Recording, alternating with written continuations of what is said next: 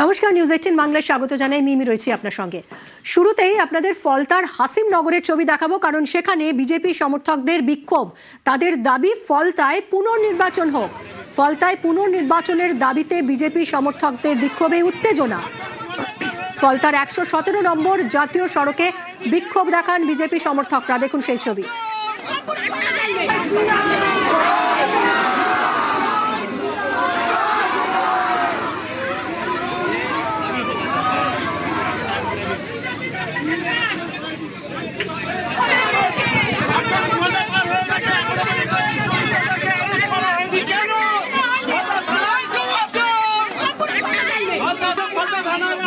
কথা বলবো অর্পণ আমাদের প্রতিনিধির সঙ্গে। অর্পণ, কখন এই বিক্ষোভ চলছিল, এখনো চলছে কিনা, এবং কেন রিপোলের দাবি করছেন বিজেপি সমর্থকরা ফলতায়? দেখো, স্থানীয় মানুষজন যারা রয়েছেন হাসিমনগরের প্রত্যেকের তাদের অভিযোগ যে তাদেরকে ভোট দিতে যেতে দেওয়া হয়নি। পাশাপাশি তারা অভিযোগ করছেন যে গতকাল পঞ্চায়েত প্রধান এই এলাকার ইসরাফিল তকদার তিনি আসেন এবং তার লোকজন এসে একাধিক ব্যক্তিকে মারধর করেন, বেশ কয়েকটি দোকান বন্ধ করে সেখান থেকে চাবি নিয়ে নেন। এরপরেই গ্রামের মানুষ তারা এক জায়গায় হন এবং 117 নম্বর জাতীয় সড়ক অবরোধ করে তারা বিক্ষোভে সামিল হন। হাসিমনগরে এই অবরোধের জেরে তুমি জানলে যে 117 নম্বর জাতীয় সড়ক একমাত্র রাস্তা যেটা কানেক্টিং বাই ডায়মন্ড হারবার থেকে শুরু করে কাকদ্বীপে, সেই গুরুত্বপূর্ণ রাস্তা বন্ধ হয়ে যাওয়ার কারণে কিন্তু ব্যাপক যানজটের সৃষ্টি হয়। সাধারণ মানুষ তারা অসুবিধার মধ্যে পড়েন। ঘটনাস্থলে আসে ফলতা থানার পুলিশ এবং সেখানে স্থানীয় মানুষজন এই গ্রাম পঞ্চায়েতের প্রধান ইসরাফিল তকদার তার গ্রেপ্তারের দাবি জানান এবং প্রশাসনের পক্ষ থেকে তাকে গ্রেপ্তার করা হবে এই আশ্বাস দিতে গতকাল অবরোধ উঠে যায়। আবার কিন্তু দেখা যায় যে সকালে যারা অভিযোগ করছেন গ্রামের পুলিশ তাদেরকে এসে হেনস্থা করেছে এবং বেশ কিছু তৃণমূলের লোকজন তারা এসে কিন্তু এলাকায় আবার নতুন করে তারা অত্যাচার শুরু করেন, মহিলাদেরকে মারধর করেছে, এমনটাই অভিযোগ করেছে। এরপরে গ্রামের মানুষ আবারও তারা রাস্তায় নেমে আসেন। খবর পেয়ে ফলতা থানার পুলিশ এলেও কিন্তু একদমই, এবং তারপরে জাতীয় সড়ক অবরোধ করে বিক্ষোভ দেখান এই বিজেপি সমর্থকরা। যারা বিক্ষোভ দেখাচ্ছিলেন তাদের মধ্যে একজনের বক্তব্য শুনবো।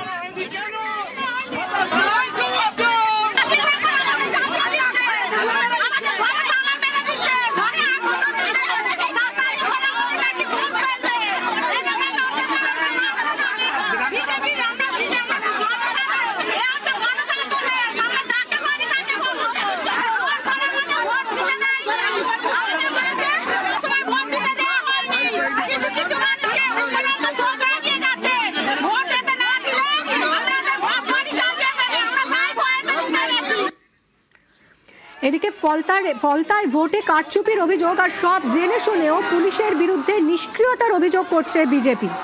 ফলতায় পুনর্নির্বাচনের দাবি বিজেপি প্রার্থীর। অর্পণের সঙ্গে আবারও কথা বলবো। অর্পণ, পুলিশের বিরুদ্ধে কেন নিষ্ক্রিয়তার অভিযোগ তুলছে বিজেপি?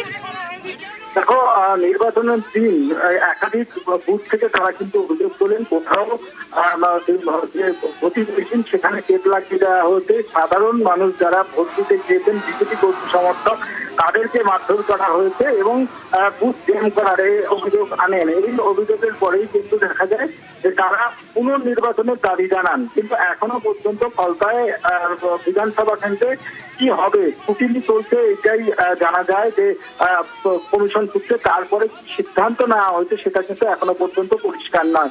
আর এর জেরেই কিন্তু দেখা গিয়েছে ফলতার যিনি বিজেপি প্রার্থী রয়েছেন তিনি পুনর্নির্বাচনের দাবি জানিয়েছেন। পাশাপাশি গ্রামের মানুষ যারা এই বিক্ষোভে সামিল হয়েছেন তারা পুনর্নির্বাচনের দাবি জানিয়েছেন। তাদের বক্তব্য তাদেরকে ভোট দিতে যেতে দেওয়া হয়নি, অথচ তাদেরকে বিজেপি কর্মী বা বিজেপি সমর্থক সন্দেহ করে তাদেরকে মারধর করা হয়েছে। বিগত নির্বাচনগুলিতে যেমন তাদেরকে ভোটে অংশগ্রহণ করতে দেওয়া হয়নি। একদমই, এবং এই অভিযোগেই তারা পুনর্নির্বাচন চাইছেন ফলতায় এবং পুলিশের বিরুদ্ধে তাদের নিষ্ক্রিয়তার অভিযোগ আনছেন তারা।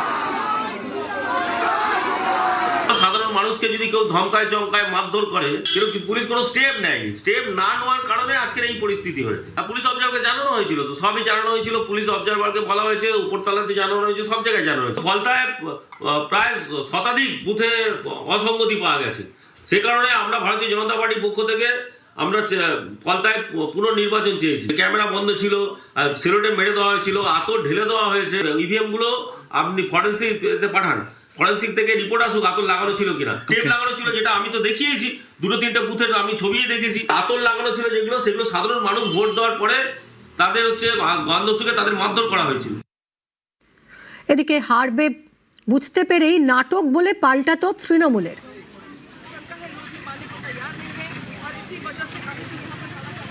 শুধুমাত্র রিপোর্টগুলো করা হচ্ছে ডায়মন্ড হারবার লোকসভা, যেই লোকসভা অভিষেক বন্দ্যোপাধ্যায়ের লোকসভা, যেখান থেকে 7 লক্ষের বেশি মার্জিনে জিতেছেন অভিষেক বন্দ্যোপাধ্যায়, সেই লোকসভার অন্তর্গত বিধানসভাগুলোকে যদি কিছুটা পোল পার্সেন্টেজ কমানো যায়, যাতে যদি মার্জিন কিছুটা কমানো যায়, সেখানকার পাশের বুথগুলোর রেজাল্ট দেখবেন, আর যে বুথে রিপোর্ট করাচ্ছে সেই রেজাল্ট ট্যালি করলে দেখবেন রেজাল্ট একই আছে। শুধু মাঝখান থেকে বেশ কিছু মানুষ ভোট দিতে পারবেন না, যেটা ওরা চাইছে।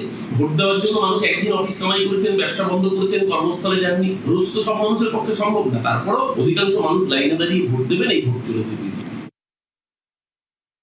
ঘটনায় সিইও মনোজ আগরওয়াল তিনি বললেন যে ফলতায় পুনর্নির্বাচন হবে কি হবে না সেই সিদ্ধান্ত নেবে নির্বাচন কমিশন। ফলতা রিপোর্ট যে হবে না হবে এটা ইসিআই ডিসাইড করবে, এটা আমাদের হাতে নেই। এটা ইসিআই কে রিপোর্ট চলে গেছে ডিও থেকে, স্পেশাল অবজারভার থেকে। মানুষ চাইছে নিচে যে ওটা নিয়ে তো কোনো আরপি একটা কোনো প্রাধান নেই। মানুষ চাইবে ইলেকশন পরে রোজকে ইলেকশন হবে, রোজকে রিপোর্ট হবে, এরকম কোনো প্রাধান নেই। প্রাধান আছে যেদিন ইলেকশন হয়েছে ওটা ফ্রি ফেয়ার ইলেকশন থাকতে হবে, পিসফুল থাকতে হবে, ভোটিং মেশিন টেম্পার হতে হবে না, এসব জিনিস যেটা আছে এটা দেখা পরেই রিপোর্ট হবে।